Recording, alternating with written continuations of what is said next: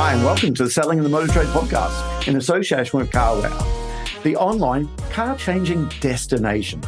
Together, we share tips and ideas on how to sell more cars, improve your service department, and generally put more profit into your department, dealership, or dealer group. I'm your host, Simon Bowkett, or some of you might already know me as Skippy. Firstly, I just want to say thank you for taking the time to listen to this podcast.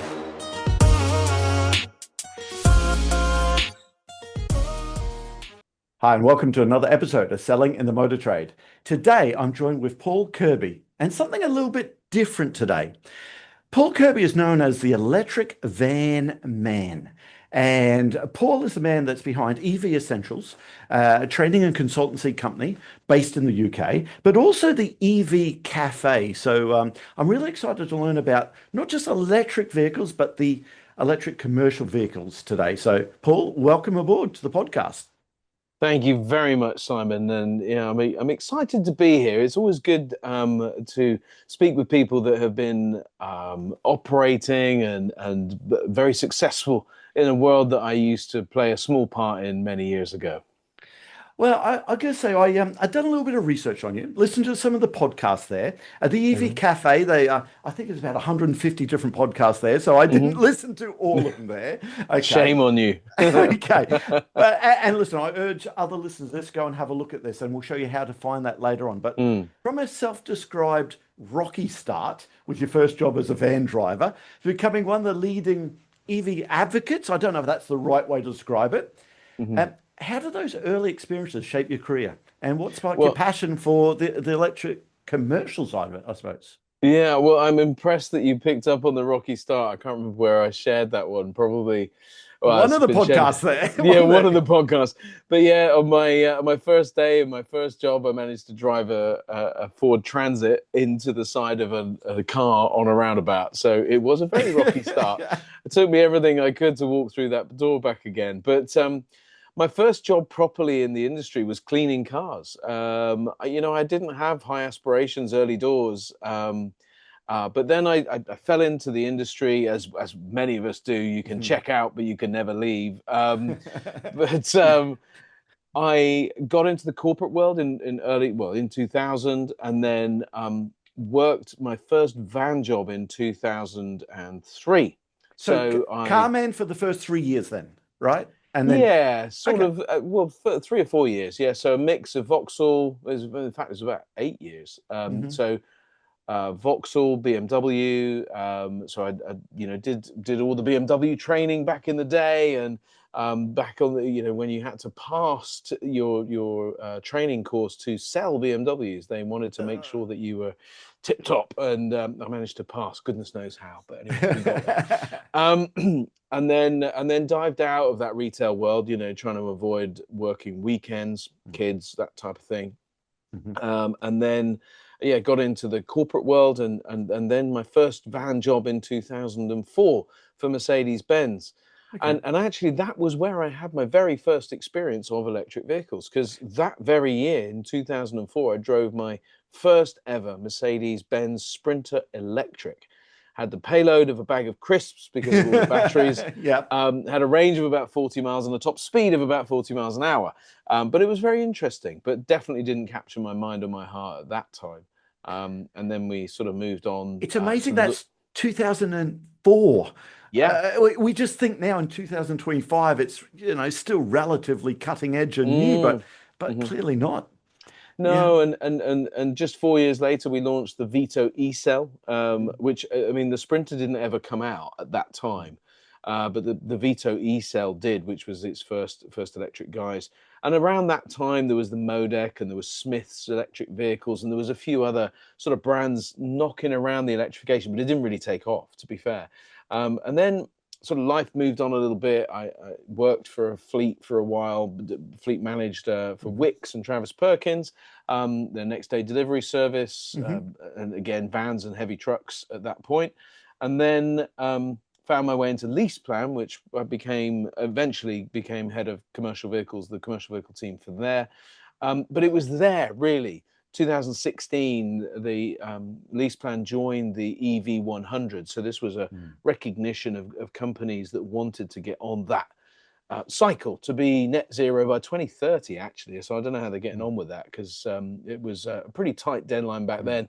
I think even tighter now. But and that was where we really began to get under the skin of electric vehicles, and it became an interest. And I learned about certain things that had gone on in the industry that, really caused us to think air quality issues, climate issues, all things like that.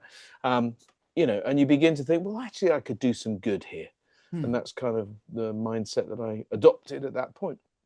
So then I'm always fascinated, speaking to someone like you and I that step away from safe jobs Mm. and you decide to go into your own EV consultancy with EV Essentials. Yeah. What motivated the leap? Can you tell us a bit about the moment that you knew that you had to start your own business? What was the entrepreneurial journey like, and to step away from that corporate world? Yeah, so the corporate world was a funny one, really, because for me, I enjoyed a lot of it. Mm, So I was working with LeasePlan. I sort of progressed my way up, but it was a hard, bit of a dogfight to get, mm, to move up the way in the corporate world. And I also had this passion for what you would term vlogging. So it was me, my phone, and a selfie stick, and I mhm, would talk to the camera on the end of my selfie stick and just post these things on LinkedIn. First started that in about 2016 and began to notice and comment on all of the stuff that was going on in electric. But of course, the corporate world, the corporate machine doesn't necessarily like you mm. behaving out of control. So I I've got to needed to. say, I'm sorry I'm cutting you off there, but you know what? We get that with car salespeople all the time that want to be entrepreneurial. Yeah, And I get it. You've got then the brand saying, no, no, no, we need to put this through marketing and sign everything yeah, off. But yeah, but yeah. that vlogging world, it's not that world, is it? No, and do you know what? There are some really great people. There was a guy over in Ireland that used to absolutely go bonkers for Kia and for this and for that, and he was just brilliant. But then I he sort of disappeared off the scene, and I was like, I know the oh, guy. I know the yeah, guy. Yeah.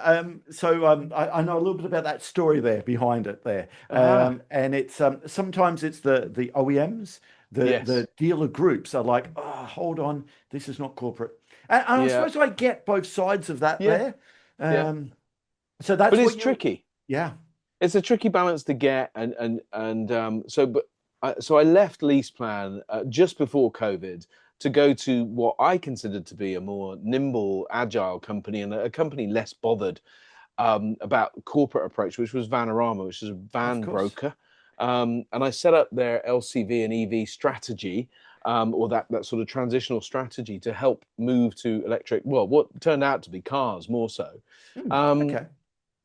and it frustrated me because I'm not a car person. I don't, I respect that there's a lot of good car people that are probably listening to this right now going, "Oh, vans, what are they all about?" And we've But just lost half our audience.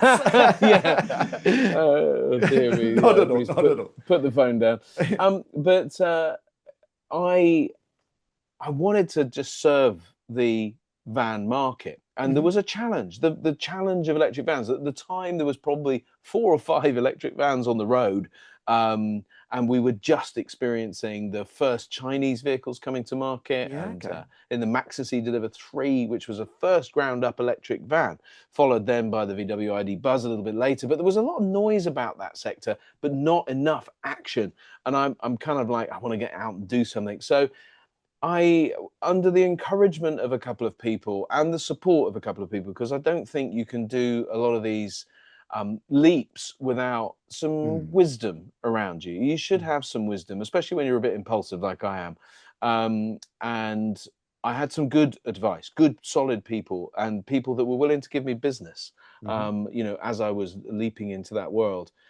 So people at Maxis took a chance on me. There was a guy called Peter Golding from Fleet Check who took a bit of a leap, and I ended up doing some work with a company called Geotab. And all of that kind of happened as I made that leap. Mm. It gave me that confidence to make Let's the start. journey. Yeah, and then you can begin to paddle your own canoe and you can kind of create your own narrative a little bit. And so I was able to lean into the sort of video work that I was doing with some of the brands. I was able to sort of tell my own story without being told off every 2 minutes for getting something wrong. And it's not that I want to be an absolute disruptor, but I do want to be able to say the things that need to be said.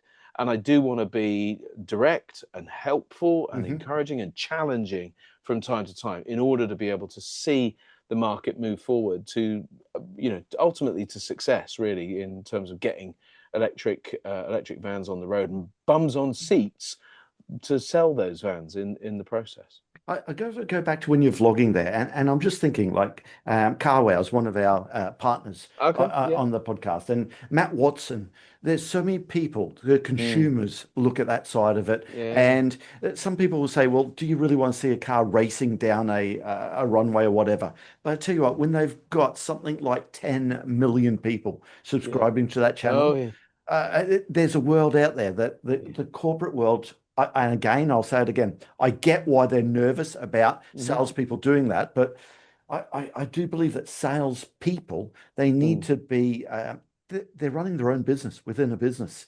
They need to promote themselves and give themselves that credibility, which the American market, it's all about people selling themselves and giving that Yeah, individual credibility that we don't have over here in the UK as much. yeah. I think, Simon, as well as I do, we will use in the sales room the phrase "people buy from people" Yeah. many, many, many times, and um, people are individuals, and we've all got our own personality, and we should have an opportunity as far as possible. And I'm with you. I do get the requirements of the corporate world, Yeah. but the corporate world also make a lot of assumptions at different levels. So to give you an example, in lease plan, I would have the local team saying, Paul, don't, take that post down, or don't do that, or don't say that, and da, da, da, da.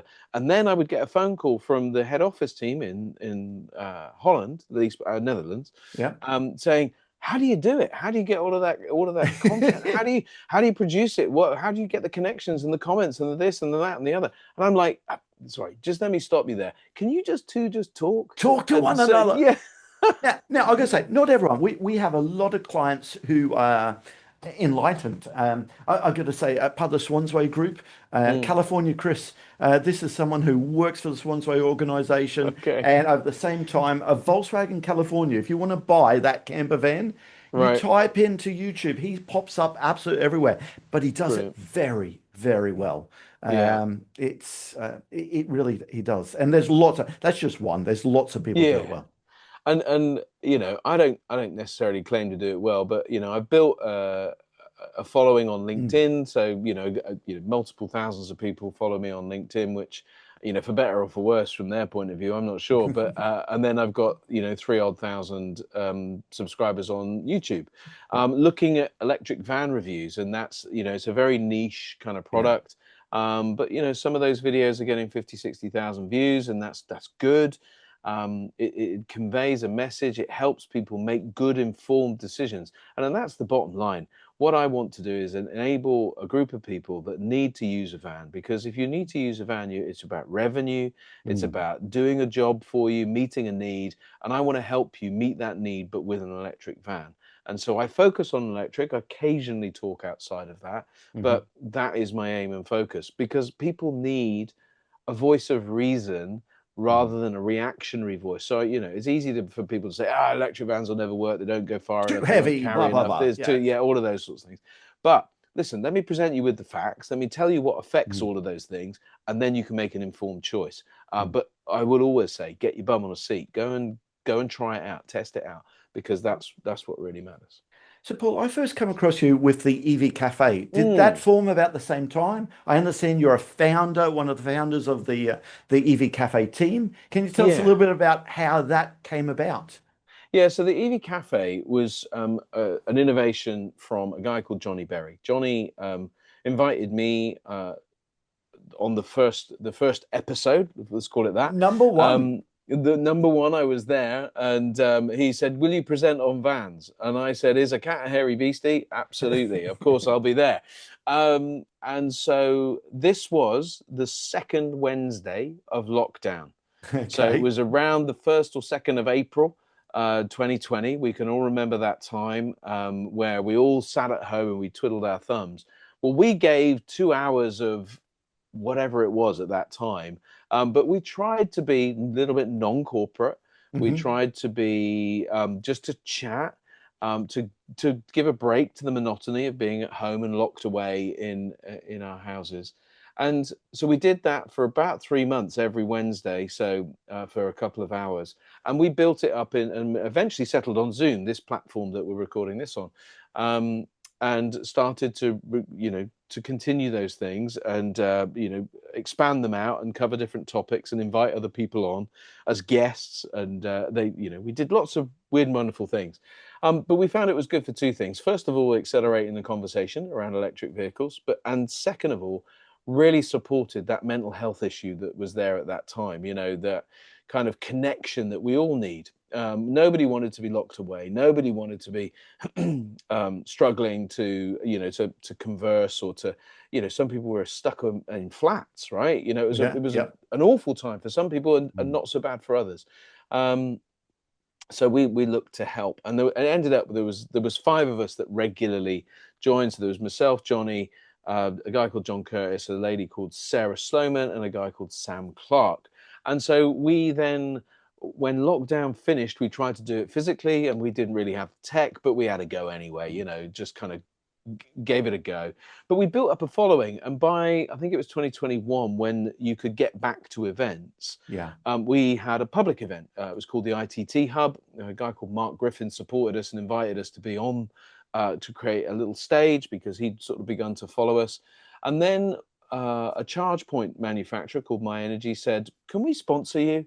And we're like, "Yeah, why not? Go on." Yeah. And they said, "Right, well, we'll give you this much. We want to put this on there, and da da da da. And can you do content for us for a year, and support us? Just putting out social media, recording different videos, all that sort of stuff." And then, so that started, and then the AA came on. And so the AA, of course, are absolutely market leading organization. Everybody knows who the AA are. But to our earlier point around corporate communication, they recognized that we could put things across in a way that they couldn't. Yeah. And we were able to sort of insert the AA into our sort of, Mhm. for want of a better word, funner way of doing things, and just allow people to engage with the AA and with Geotab, which was another company that sponsored us at the time of My Energy, with those brands to understand their connection with electrification and to support their messaging, which was serious, but in a way that was perhaps a little bit more whimsical and a bit more fun, so that everybody won and everybody moved forward at the pace they wanted to. Okay. So yeah, that's how it got started. So I want to get into some of the nitty-gritty stuff because people listen to this podcast, dealer groups, some manufacturer people, lots of sales managers, and by the way, if they're still listening to it, there might be people in the van side of it as Go well. I'm on. sure they are. Shout Come out on, for the come van on. boys. Go on. So listen, if I get this right, Mm, 2004, if I remember this right, you drove your yeah. first Mercedes electric van. Yes, I did. Um, okay, so that's a long time ago, obviously Yeah. 2004. Okay. Um, but actually, commercial vehicles still only around 5% are new van sales. I think that's the number, around 5%. A You can tell me. little bit high. It's about 8%, but yeah, 8% it's now. still, Okay. yeah, it's 8%. still low. Okay. Electric commercial vehicles. Okay. Correct. Yeah. Are you surprised by the pace of electric LVCs, the adoption? What do you see as the main barriers that are holding the people back? Why is there not a wider uptake of electric vans there? And bear in mind, I'm the Mm, car guy. Is it range? Is it the weight of it? Is it what they can carry? What's the mm. barriers there? So, am I surprised? There is a lot of pressure against the adoption of electric vans. I suppose actually I am a little bit Mm, surprised. Vans haven't quite worked as perhaps we would have liked. There's a number of challenges. Government have really supported very financially the car world, right? So mhm. you've got heavy benefit in kind benefits for drivers. So you and I, if we drive an electric vehicle, we're paying Yep. minimal amount of tax. Whereas if we were to drive the equivalent petrol or diesel, we would be paying considerably more tax. So, Mhm. it can save people 2, 3, 4, £5,000 a year, depending on what they were driving before. Um, so there's a heavy incentive for the driver to go and do that. Within companies and fleets of vans, of course, that driver doesn't have that same benefit. Mm. And in fact, what we know from history, be they diesel or petrol, drivers can scupper any decent project. So if a fleet has a great idea, be it telematics, be it Mm. driving differently, or anything, the drivers can go, yeah, no, I'm not going to play. And there is Yeah. an element of that in this. There is also an element of the real challenge around charging, because charging vehicles at home away from a depot, and lots of businesses that have gone big like BT and British Gas, Centrica, Hmm. don't have the ability to charge in depots. They would typically Yep. charge at home. And of course, many drivers don't have the ability to charge at home, because we're Mm. talking blue collar workers. We're talking in the corporate sector. So these are the people that are, fitting boilers, repairing Mm. your broadband or whatever it might be. Mhm. And their van parks on the road at night, and they Yeah. don't Okay. have the ability to get energy in. So it's slowed things, because the challenge is more extensive than it was. Weight typically is not a massive issue at the Okay. medium-sized van. You can still get a ton in most of the vans that are on the road today in that medium sector. Am I right in 1. thinking it was an issue to start with back in 2004 Yeah. Oh or gosh, yeah. not? I mean, Yeah. yeah. Initially, the vans wouldn't carry enough weight, and Yeah. then when you went to the big vans, so Mhm. take the first iteration of the Mercedes Sprinter that came to market in around 2019 or 20 or somewhere around there, it could only carry something like 720 kilos, whereas normally a Sprinter was sort of good for 11 or 1200 kilos. Mhm. So you were taking a big haircut when it came Mm. to the ability to carry. And also the ranges weren't great at that time. So the Vito came out with sort of 80, 90 miles of range, and Yeah. the Sprinter was coming around with the similar sort of range, the Transporter, which was a great van in its own right, but when it came to electrification, it came with like 60 miles range and a really slow charger. And so there was a lot of, in my humble opinion, a lot of errors Mm. that were done in the race to get electric vans out there that weren't really fit for purpose. Now we are getting vans out there that will carry up to 15, 1600 kilos, It's not that will niche go enough. Yeah. over 250 miles. They will charge really quite quickly, not Hmm. perfectly, and there's still challenges around that, I don't doubt. Um, but there's a variety of vehicles, from small vehicles all the way up through to the very big vehicles, chassis cabs, fridges, anything you could do on a van back with a diesel. You can predominantly find something that will do the job Mm. today, Mm. and but it's not for everybody, and Yeah. that's why we only got to get 16%, because not everybody can move towards it. But this ZEV mandate that is Hmm. in, you'd be very familiar with it in the Yep. car world. 20, I think, is it 25% this year, and And then but 28. for Yep. vans, Yep. yeah, the vans is 16, and it will Okay. move to 70 by 2030, whereas Mm. 80 for the cars, and then of course the complete ban from 2035.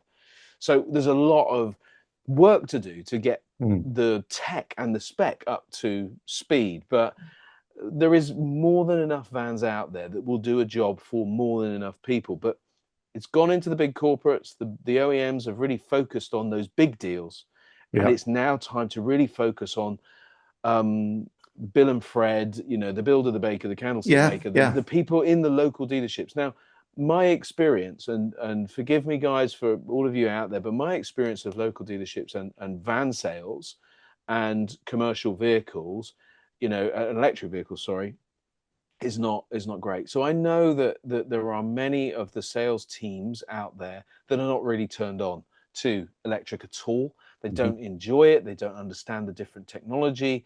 They're not getting people's bums on seats so that they Mm. can test all of the different vehicles. And I think we're missing an opportunity, missing a trick here, because there is a lot of people that are doing 40, 50 miles a day at most, because what they're doing is driving to their job and working, Yeah. and then they're driving home.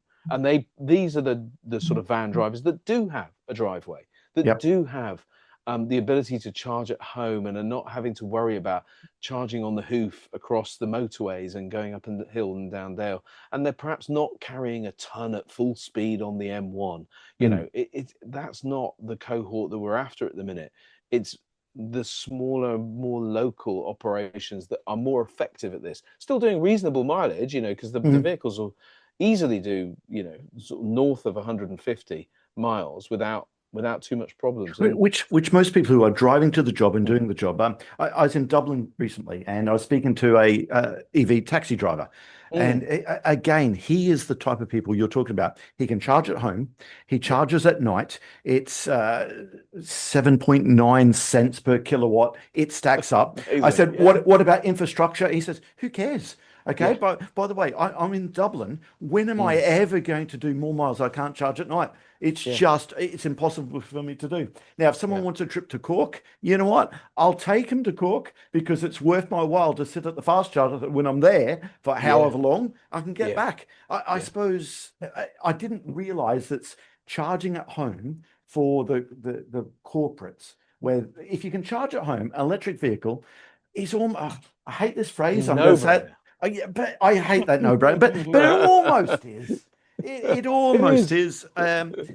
My wife, Emma, she resisted EV for a while. She's a bit of a probably a petrol head herself there. Right. But the other bit I love when people go EV, the second time EVs, she wouldn't change now. No. And of course, it just stacks up for so many van drivers. Yeah. That butcher, baker, candlestick maker, as you said.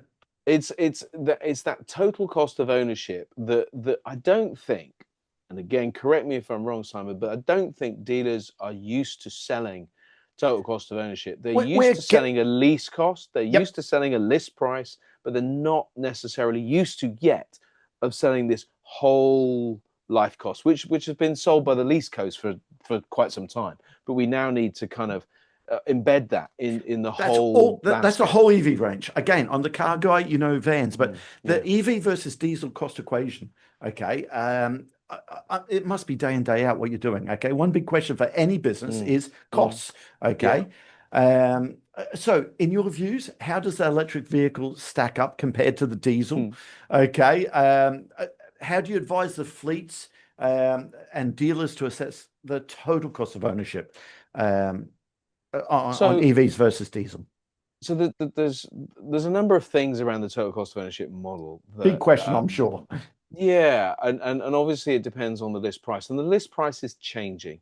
So we know that companies like Renault, for instance, have brought out the Renault Master with a good sized battery, a decent payload, and a good amount of space in that Renault Master, and they've brought it out at a price that is right on the cusp of the diesel price. And if you go to their sort of dealer contract hire tool, you'll find that it's actually cheaper than the diesel. So the So, residuals are higher on the electric van if they're cheaper. well, so let's, yeah, Yeah. yeah, you would think that, but the reality is that the residual value of an electric van at the moment is it's probably a subject that needs a lot more time and attention because it's in a bit of a state of flux, and I think Okay. there's a whole there's a whole podcast or five to do about Mm. that. But yes, it's better on a contract, and I think you've got to recognize that you need to run it over 3 or 4 or 5 years. There's vehicles coming into the market at just 1 year old. There's a lot of nearly new pre-registration vehicles that are causing a little bit of ripple in the Yes. early months of kind of the new vehicles coming out. But once we get to 3, 4, and 5 years, it gets to be a more settled market, and it's about running them for the right length of contract. So number one is get the contract length right, of Mm. course. Mhm. Number two is understand where you can charge and how much that energy is going to cost you. So you Mm. might, as a business, you might have off-peak charging overnight, and you might peak in the day. So charge at the right time. And similarly with a home tariff, if you're a Mhm. small business, and you're charging at home overnight, use the tariffs. Those 7.9 cents are something like 7 pence Mhm. for some charging tariffs with some companies like Octopus Yeah. and Ovo, and there are others out there, of course. But seek out the right tariff. But then understand that you're going to do a lot less maintenance on this vehicle. So maintenance, not tires, but Yeah. maintenance on the vehicles is around about 50% Mhm. of your existing costs. So you're going to halve that. Tires typically, evidence would say, and a lot of people, we hear the rumor mill that says, oh, you I go hear two both tires and a sides on half. this. You don't Yeah, though. Yeah, absolutely Um, don't, because exactly. regeneration and yeah. The Same in the the t- van world? yeah, absolutely, Yeah. absolutely. And people say, well, the vehicles are heavier. No, they're not, because they are 3.5 ton, and they're 3.5 ton vans. Whether they've got more battery and less payload or whatever, Oh, they of are all course. the same weight. They're Ah, not my apologies. heavier. An EV9 is heavy compared to Oh something else, yes. but the vans, it has to be 3.5 ton, of course. Yeah. Indeed, but the EV9, I will say, is one car that I will talk about. I love that car. That is an amazing car. I took it to Scotland. Anybody thinking about an EV9, get your ass in it. It is gorgeous. Is it 2.5, almost 3 ton? I think it's a It's heavy certainly, beast. it's a good 2.5 ton for Yeah. sure. But if that's what floats your boat, Mm. boy, that's a good car. Anyway, vans. Come Vans. back to vans, Paul. Yes. Um, It's yeah, so the tire argument is definitely one that is, it'll come and go depending on how you drive. Mm. So if you put your foot to the floor every time you pull away, because a lot more torque Yeah. in an electric vehicle, you'll go from 0 to 30 in particular much quicker than you will do in a diesel, which is great when you're at a roundabout, at a junction, filtering in traffic, all of those kinds of things. You've got much more control over your vehicle than you would have in a diesel. And I challenge you to not enjoy driving a vehicle up to sort of 30, 40 miles an hour in particular, just being able to utilize it better. I believe very firmly that is much safer, because you're able to access those areas and you're not in the wrong gear on the roundabout. And if you're a van driver or you've driven vans, that feeling of traffic descending on you, or a truck coming at you because you're in the wrong gear at the wrong place at the wrong time, won't happen with an electric vehicle. They're all automatic, of course. Most people say, oh, I'll have one when it's an automatic because that makes life, well, they are automatic. And I've Yes. had that comment. Someone's actually said that. Yes. Yeah. Okay. So, Yeah. so it was a few years ago, Yeah. and they Yeah. said, Okay.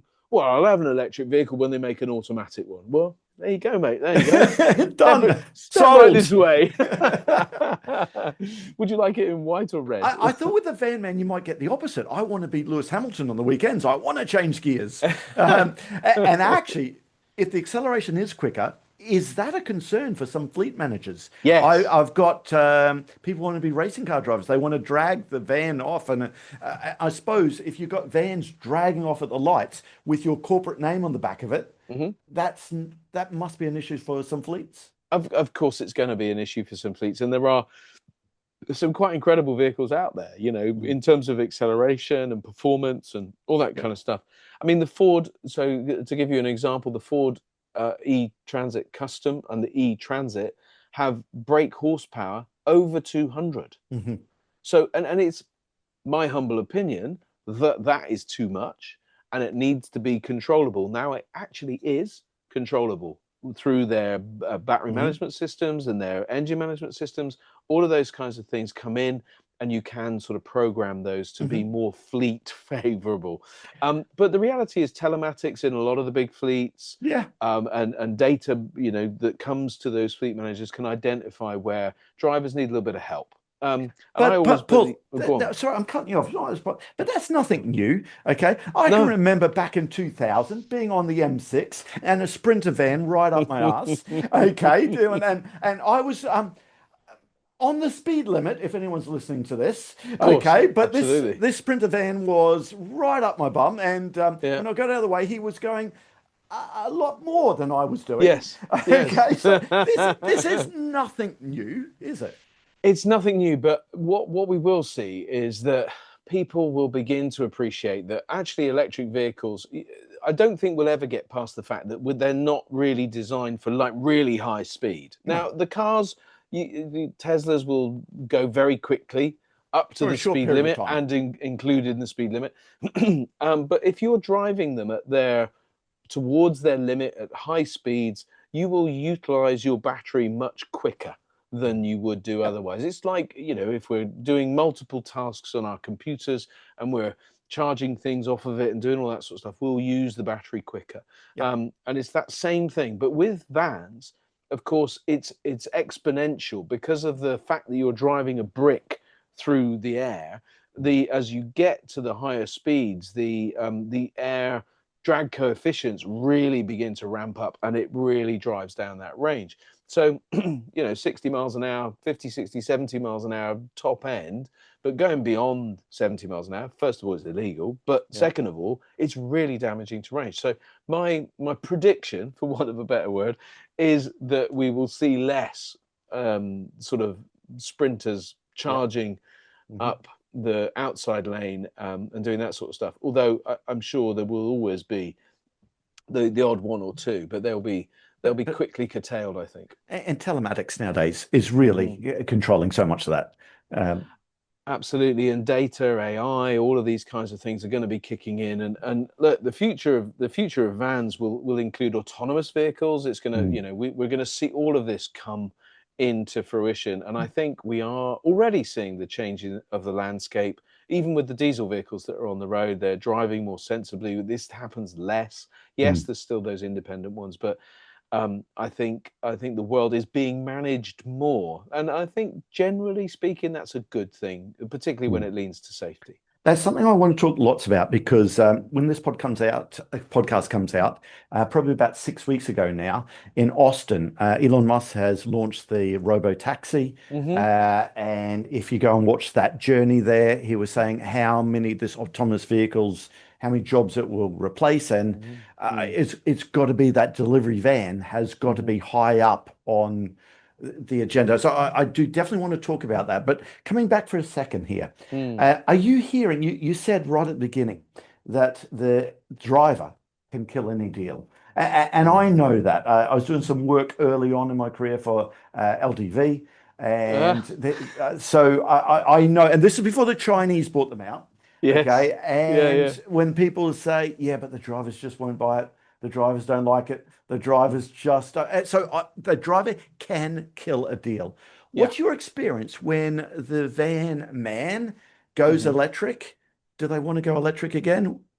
Is it the same Oh, experience we're getting from um, when people go electric cars? They want to go again and again. yeah, that's a really good question. So again, van drivers don't have that same level of choice Mm, that car drivers have. true, Um, but still an and influence. Yeah, absolutely. There's still an influence, and to that LDV deal, I know the story that when LDV piled a load of vehicles into the Royal Mail, Mm. the Royal Mail drivers were literally going around the vehicle and defecting the vehicle in order Yes, not to have to drive it. Now, I've told that story anecdotally many, many times, and one it day happened. I had the fleet manager that said that is absolutely true. I was there. And I Yes, was like, wow, brilliant. It's really confirmed. But yeah, drivers can make or break a deal. You're absolutely right. And I think the van drivers of today, when they get into an electric vehicle, if particularly if they don't have the trouble of charging it, and what I mean by that is having to sort of fight their way onto public charging yeah, and yeah. deal with the public in that respect, because the public don't like you're using my charger. Well, it's not yours. It's just like I'm a petrol Hmm. station, Hmm. but it just takes a little bit longer. And I've got livery down the side of my vehicle, and it says I'm X, Y, and Z company. Yeah. Even the Salvation Army got complaints for charging their vans at public charge points. So I Charities. think Wow. I Even a know, charity. Yeah. even a charity, but so but the driving experience for the drivers is so much easier, so much Hmm. quieter, so much smoother. There are lots of plus points, and also all electric vehicles, the vast majority, have a really high specification, and Hmm. that's true of the diesel vehicles as well these days, I know. But typically speaking, so if you take the Ford, there is no leader in the electric world. It starts at a trend, so it's already got a slightly better spec than other vehicles that would be in the Are manufacturers doing that to offset the higher costs of producing it? So they start, I good don't know, I'm question. Don't guessing know. that, Yeah, yeah, could be doing that. Or just looking to produce less models so yeah, that the, yeah, the okay. so that they are only doing things Mm, once. So I don't really know, but the reality is that the drivers, generally speaking, have a positive experience. mm, Whether and I don't believe that when they come to changing, as long as they've addressed the charging experience, they've addressed that sort of operational experience that can it revolves around charging, can be problematic from time to time, then they'll be absolutely 100% up for replacing electric with electric, because why would you go back to a noisy gear changey diesel when you can just kind of smoothly drive off into the distance? It makes no sense. And the range anxiety in the main is gone now. Sure, if you're driving to Edinburgh from Plymouth, Yeah. you're not having that conversation. Everyone understands that. But again, as you said, so many people are driving around town, delivering Yeah. stuff short distance. The last mile. Yeah. Is So it is the last mile, but also what we've got to recognise, if you go to the DFT and their figures, you will see that they're doing around 20,000 miles a year on average across all vans, right? So that's the corporate world, 20,000 for any van that's under 3 years old. And that's 80 miles a day on a 5-day week over 50 weeks of the year. You know, that's kind of where it's at. And there will be extremes, but most of those extremes are capable, you know, or dealable with most batteries today. And we're seeing on small vans, ranges over, you know, the ID Buzz has got a range of, I think, 285 miles. So, you know, that's possible in the small van world. You've got the medium vans with ranges of up over 230, 240 miles. And then you've got the large vans, which actually some of them have the largest range, in fact, because you've got the Renault Master with 285.